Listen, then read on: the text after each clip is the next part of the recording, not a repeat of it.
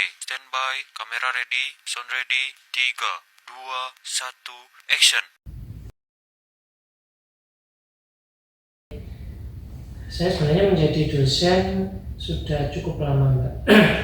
Begitu saya lulus S2 tahun 2021, saya sudah menjadi dosen di salah satu perguruan tinggi swasta di Surabaya. Nah, kira-kira tahun 2028 ketika ada pendaftaran CPNS dosen di UM, saya kemudian mendaftar dan diterima.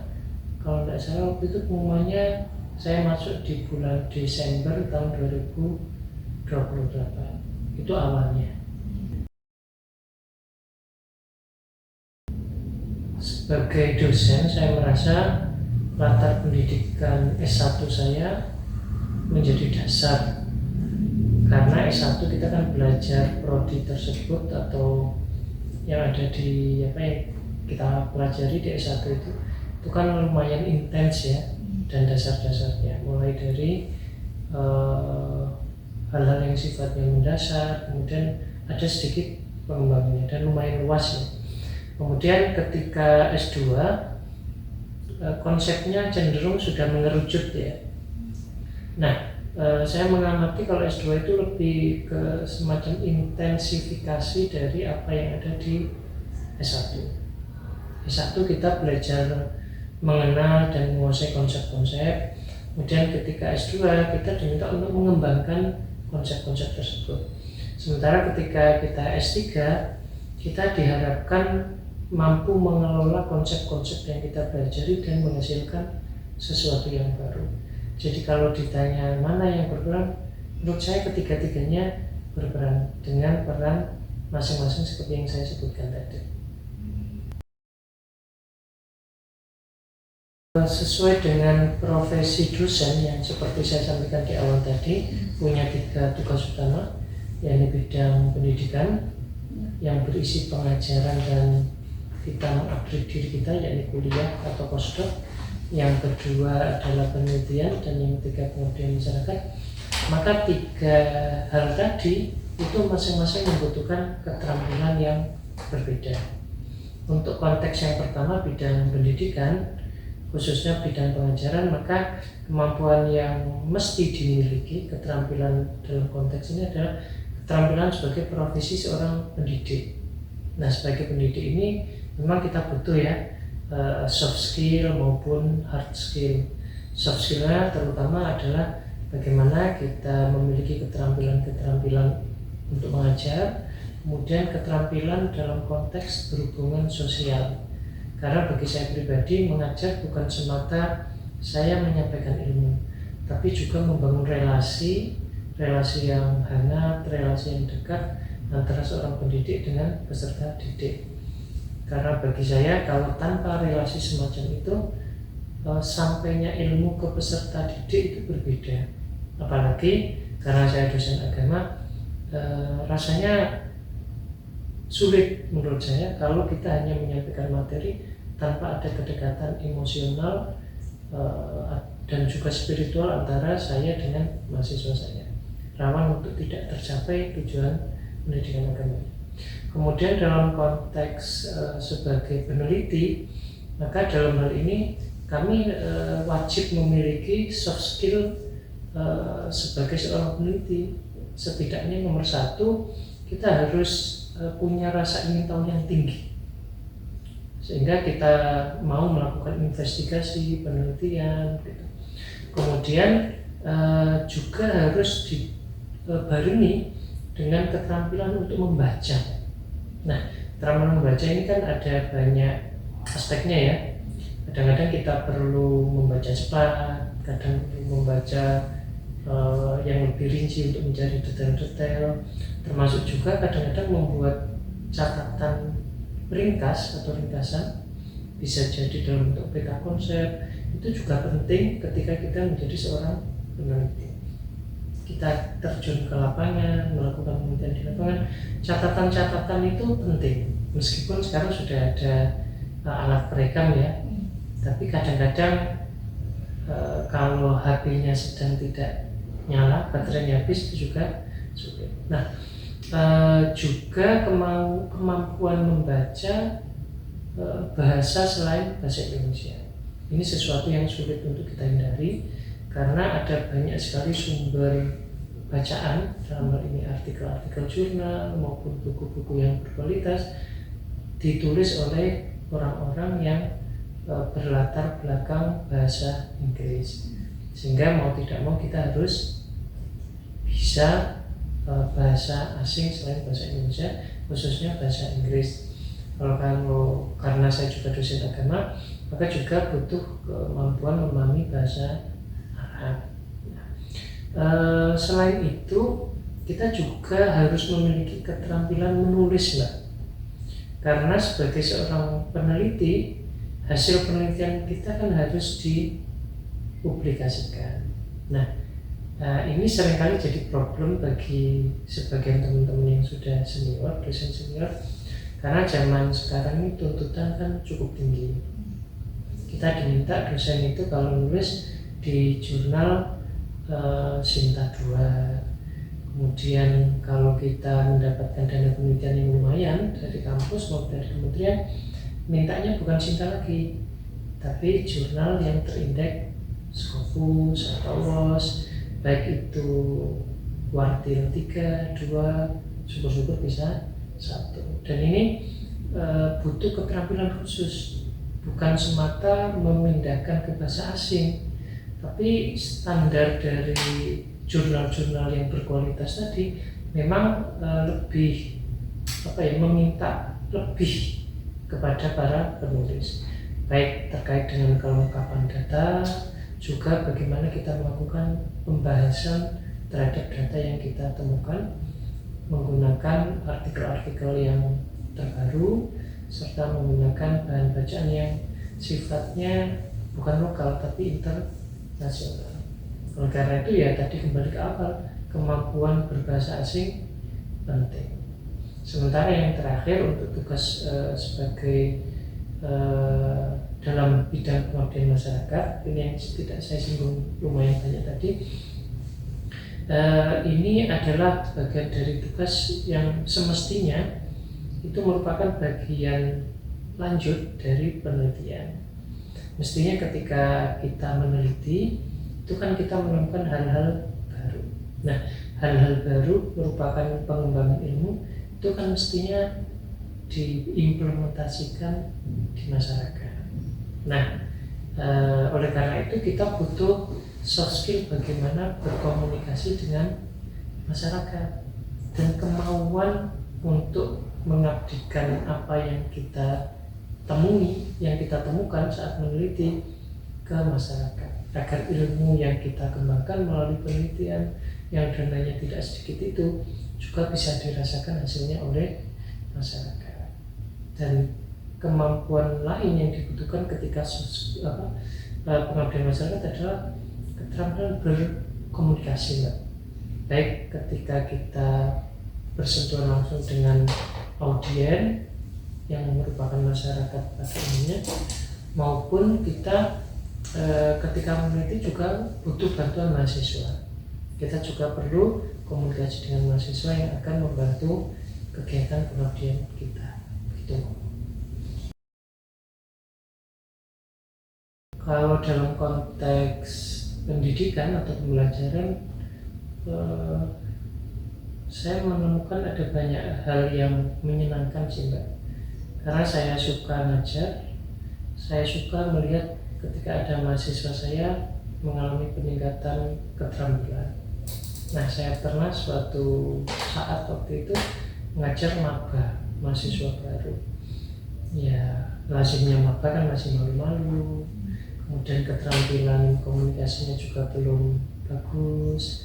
Nah, di akhir pembelajaran saya melihat ada sejumlah mahasiswa saya yang kemampuan komunikasinya meningkat, dan itu ditunjukkan ketika dia presentasi, ketika dia menyampaikan pendapatnya, dan itu membahagiakan gitu bagi saya. Termasuk juga yang saya rasa menyenangkan adalah ketika saya dan mahasiswa saya punya hubungan yang dekat, secara emosional maupun sosial. Karena ternyata sekadar mengajar dan tidak mengenal mahasiswa secara personal itu tidak enak bagi saya ya. Ini bagi orang lain bisa jadi beda. Nah, ketika kalian punya kedekatan, rasanya nyaman gitu. Bahkan kadang nggak ketemu, nggak ngajar, seminggu itu ada yang bilang kangen dengan mahasiswa kangen dengan saya. Itu sesuatu yang menurut saya menyenangkan. Nah, yang tidak mengenakan, saya pernah sih punya sekelompok mahasiswa yang cenderung bahasa dosen itu susah diatur. Kita minta presentasi 10 menit selesai, tidak ada tanya jawab.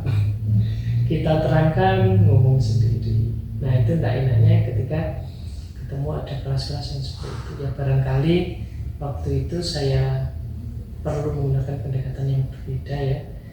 Nah, ya disitulah pentingnya sebenarnya dosen itu membaca, sehingga ketika ketemu problem dia cari bacaan-bacaan, sumber-sumber, kemudian ketemu solusinya. Ya alhamdulillah sudah lama saya tidak ketemu seperti itu dan ya tidak berharap juga sih.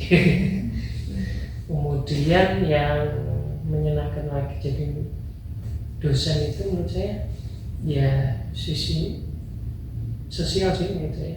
Ketika suatu hari saya lama tidak ketemu dengan mahasiswa itu, kemudian tidak di kampus, kita ketemu lagi, melihat dia sudah jadi orang, entah itu jadi guru, entah kerja apa yang sifatnya menunjukkan bahwa dia sudah mandiri, itu juga menyenangkan menurut saya. Ada kebahagiaan tersendiri melihat mahasiswa sukses. Selanjutnya kalau dalam konteks penelitian Mbak, saya sebenarnya termasuk orang yang suka membaca, meneliti, kemudian menuliskan hasil penelitian saya. Yang menurut saya membahagiakan adalah ketika kita bisa membuat tulisan atau artikel atau buku yang buku itu kemudian bermanfaat bagi orang lain. Itu yang lebih membahagiakan bagi saya. Selain memang kalau zaman sekarang kita kebanggaan ya bagi banyak dosen zaman sekarang adalah ketika kita bisa publish di jurnal terindeks Scopus atau WOS, Web of Science itu. Apalagi kalau di satu itu rasanya ada kebanggaan. Tapi di sisi lain menurut saya itu kebanggaan semu. Karena kalau artikel kita tidak dibaca oleh orang-orang, kemudian bermanfaat bagi orang itu, nah terus apa? Jadi ya tetap sih ada kebanggaan karena itu juga berkontribusi ke kampus ya. Tapi bukankah yang lebih penting adalah manfaat ya, dampak dari artikel kita. Nah kalau kita tulis dalam bahasa Inggris, kemungkinan besar kan mahasiswa kita nggak baca kan Pak?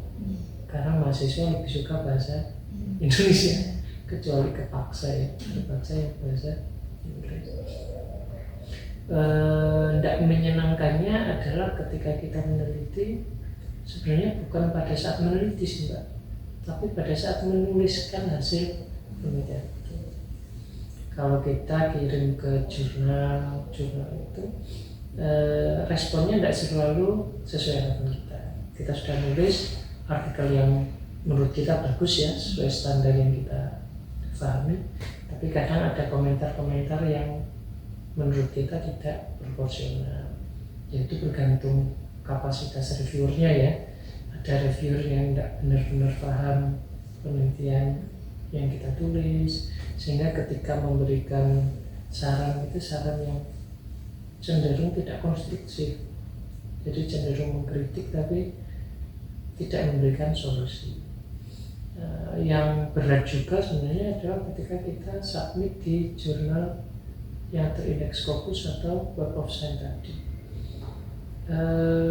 Itu menurut saya paling menantang dan tidak mudah. Karena kadang kita submit jurnalnya bulan ini, belum tentu 3 bulan berikutnya sudah ada jawaban. Padahal harapan kita kan ya jangan lama-lama kan ya. Kalau memang kita ditolak ya segera aja dikasih tahu gitu ya, sebulan lah misalnya atau 2 bulan ada penolakan. Atau kalau diterima ya segera ada pengumuman misalnya, meskipun itu bersyarat atau bagaimana, tapi menunggu itu kan tidak enak ya. Dan tapi ya memang situasinya saat itu begitu. Kemudian untuk pengabdian masyarakat, yang paling menyenangkan adalah ketika kita menyampaikan kepada masyarakat, baik itu masyarakat di bidang pendidikan maupun masyarakat umum, apa yang kita sampaikan itu diterima dan dianggap bermanfaat oleh masyarakat. Itu suatu yang menyenangkan ya, karena kebermanfaatan yang kita sampaikan. Yang sebaliknya menjadi tidak menyenangkan adalah ketika kita sampaikan kemudian terkesan orang yang kita tempat kita melakukan pengabdian tadi terkesan tidak butuh gitu. Ya kadang ada yang itu meskipun kasusnya tidak banyak gitu. Saya beruntung ketika dulu jadi dosen baru di Prodi Pendidikan Bahasa Arab, karena saya di sini kan dosen pendidikan agama Islam.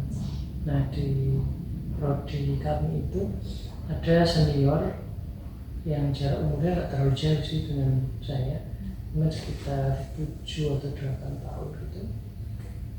Dan senior saya ini care pada saya, membimbing saya baik di bidang pendidikan, di bidang pengajaran, maupun di bidang penelitian dan pengabdian masyarakat. Dan dari situ saya banyak kenal beliau dan saya melihat banyak hal yang positif yang layak saya tiru dari beliau, baik dalam konteks pekerjaan tadi maupun dalam konteks yang lebih luas dari bagaimana kita memaknai apa yang kita lakukan, bagaimana kita berinteraksi dengan sesama kolega dosen, berinteraksi dengan tenaga pendidikan maupun berinteraksi dengan mahasiswa. Jadi bagi saya ya beliau itu menurut saya role model saya, sehingga banyak apa yang saya lakukan arahnya kiblatnya ke beliau, meskipun tidak sama persis Mbak ya, karena tetap saya ada hal-hal yang khas saya yang tidak sama dengan beliau.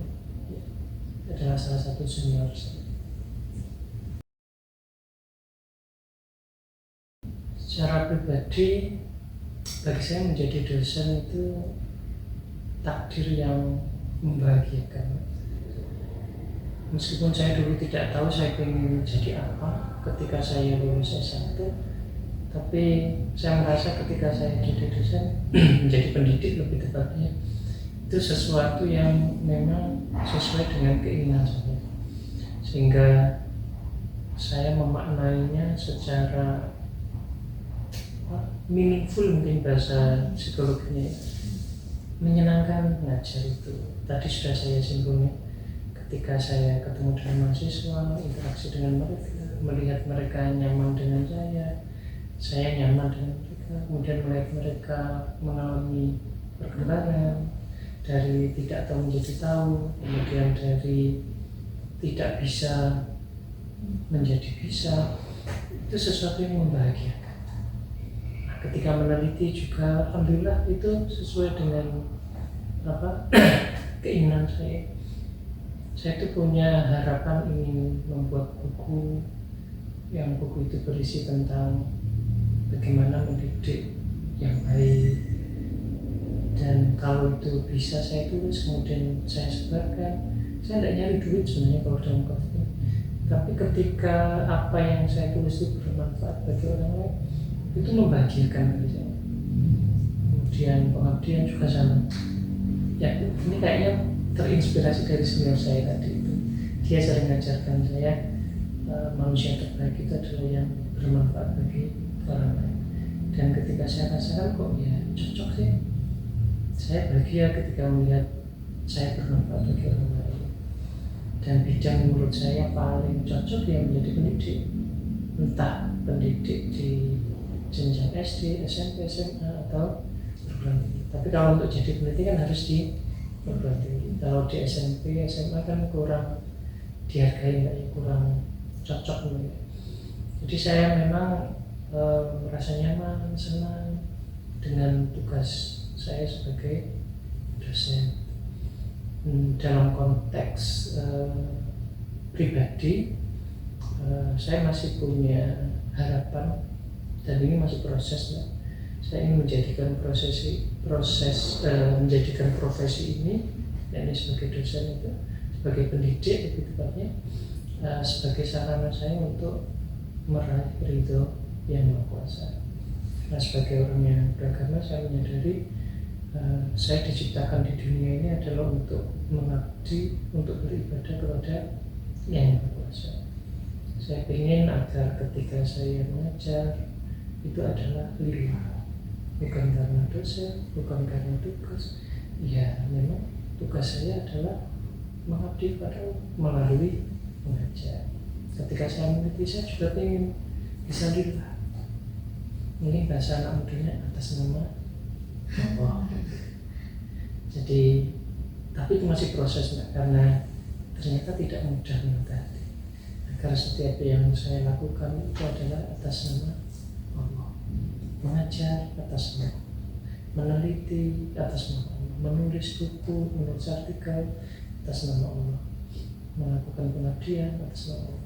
Meskipun saya tahu semua itu arahnya adalah untuk kebermanfaatan pihak lain, dan itu memang selaras dengan ajaran agama. Tapi kan kita tahu ya, innamal a'malu binniyat. Kalau niatnya tidak lillah, itu kan ya tidak karena dia kan, jadinya tidak. Saya merasa saya belum menjadi hamba yang baik, karena hamba yang baik itu melakukan sesuatu untuk dia, bukan untuk uang, bukan untuk dipuji, bukan untuk semacamnya, hal-hal yang sifatnya duniawi. Dan tapi ternyata tidak mudah ya kayak gitu. Seperti mahasiswa kuliah itu karena apa sih? Kan masih sering ya, karena jasa, karena ini. Padahal mestinya kita kan lillah, atas nama Allah. Seperti kalau kita jatuh cinta itu kan semua kita lakukan atas nama si dia kan ya. Kok ya susah ya kita melakukan sesuatu atas nama Allah, padahal Allah itu baik. Coba kita ya, itu yang menurut saya prinsip yang pertama, kita harus profesional. Sebagai orang beragama, kita harus melakukan apa yang menjadi tugas kita secara sungguh-sungguh, sebaik-baiknya. Karena memang itu tugas amanah yang diberikan Allah, yang diberikan Tuhan kepada kita. Saya memaknai pekerjaan yang saya jalani ini bukan semata untuk cari duit. Dulu sih saya merasa itu, tapi makin kesini saya mulai tidak banyak berpikir tentang uang. Uang itu akan datang dengan sendiri. Itu sudah merupakan konsekuensi dari pekerjaan. Jadi prinsipnya adalah saya harus berusaha melakukan sebaik-baiknya sesuai yang saya bisa. Dan itu terkait dengan prinsip tadi itu, Mbak. Kita melakukannya atas nama Allah. Dan kalau atas nama Allah berarti kan kita persembahkan itu kepada Allah. Karena kalau kita mempersembahkan sesuatu yang tidak maksimal, tidak bagus, persembahan kok jelek. Kalau kita suka dengan seseorang, kan kita juga ingin mempersembahkan sesuatu yang baik pada Allah. Nah, ini bukan pada manusia, ini pada Tuhan. Nah, oleh karena itu, menurut saya prinsipnya tadi itu kita lakukan secara profesional sebaik-baik yang kita bisa. Yang kedua, kita lakukan ini atas nama Tuhan, atas nama Allah. Dan dengan itu kita akan merasa kalau tidak bagus kan tidak enak. Kemudian saya gunakan prinsip kebermanfaatan. Ketika ada pilihan-pilihan dalam saya melaksanakan tugas-tugas saya, baik sebagai dosen maupun sebagai pendidik ya, pengajar maupun sebagai peneliti dan pengabdi, saya akan berusaha memilih yang lebih banyak manfaatnya untuk pihak lain. Katakanlah ketika mengajar ada mahasiswa terlambat, kira-kira yang lebih bermanfaat dimarahi atau dengan cara yang lain. Nah, saya akan pilih mana yang lebih bermanfaat. Kemudian ketika meneliti juga, mana sih yang lebih bermanfaat. Sehingga kebermanfaatan itu menjadi prinsip yang saya upayakan untuk saya lakukan, gitu Pak. Berusahalah untuk menjadi versi diri kalian yang terbaik untuk kalian, karena itu adalah bentuk rasa syukur kita kepada Tuhan Yang Maha Kuasa yang telah menciptakan diri kita. Setidaknya dalam satu waktu tertentu dalam hidup kalian, cobalah kalian menjadi versi terbaik dari diri kalian. Dan tentu itu tidak mudah ya, karena butuh upaya, butuh apa. Langkah pertamanya tentu mengenali diri sendiri, apa kelebihan-kelebihan kita, kekurangan-kekurangan kita. Kemudian coba dimaksimalkan, selaraskan dengan profesi yang kita pilih. Apapun profesinya, jika itu memang membawa kebaikan, silakan jalan. Dan jika kita nyaman dengan profesi tersebut, dan ketika menjalani, cobalah jadikan diri kita versi terbaik, baik dalam soft skill berkomunikasi, dalam soft skill mengenali diri sendiri, juga bagaimana kita berinteraksi ke orang lain, dan termasuk juga bagaimana kita melaksanakan profesi yang kita pilih. Karena kalau sudah kita bisa menjadi versi terbaik dari diri kita, kita akan tahu, oh saya gini, ternyata saya begini, saya mampu, ternyata ada banyak hal yang akan membuat kita tercengang bahwa kita ternyata lebih daripada yang kita sangka. Nah, saya ngomong gini karena saya pernah mengalami. Saya dulu merasa tidak bisa ini, tidak bisa itu, tapi ternyata ketika kita berusaha sebatas apa sih kemampuan saya, sampai pada limit tertentu tenaga saya, upaya saya selesai, saya baru tahu, oh ini batas. Karena kalau kita sudah menyerah sebelum batas kemampuan itu, yang saya khawatirkan cuma satu, kita menyesali hidup karena kita tidak pernah menjadi versi terbaik dari diri kita di satu masa saja. Tidak seterusnya, tidak apa-apa, tapi minimal kita pernah tahu, aku ternyata bisa. Itu. Pertanyaan itu sudah selesai. Terima kasih Ustadz. Kalau sudah bersedia, terus juga meluangkan waktunya untuk berbagi pengalaman berharga ini. Nah, saya di sini juga benar-benar mendapatkan pengalaman, juga motivasi diri setelah melaksanakan wawancara hari ini.